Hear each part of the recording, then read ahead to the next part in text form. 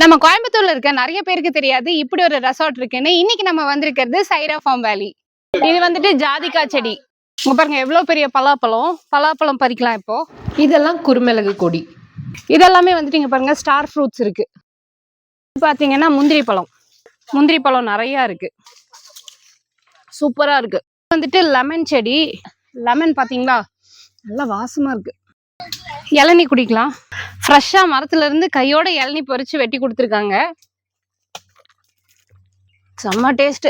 பப்பாளி பழம் எல்லாமே அவ்வளோ பழுத்து இருக்கு. பப்பாளி எவ்வளோ பெருசா இருக்குன்னு. நாட்டு பப்பாளி. சப்போட்டா பழம், மாங்காய், கோமாங்காவும் இருக்கு, அப்புறம் சாதா மாங்காங்களும் இருக்கு. நிறைய மாங்காய் மரங்கள் இருக்கு.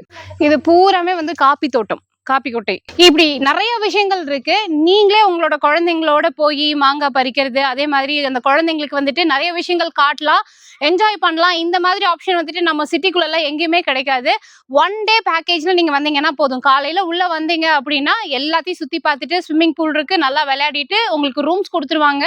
ரூம்ல போயிட்டு நீங்க ட்ரெஸ் சேஞ்ச் பண்றது எல்லாமே கொஞ்சம் ரிலாக்ஸ் பண்ணிக்கலாம். அதுக்கப்புறமா உங்களுக்கு லஞ்ச் வந்துட்டு இங்க கொடுத்துருவாங்க. அந்த பேக்கேஜ்லேயே வந்துட்டு லஞ்சும் கொடுத்துருவாங்க.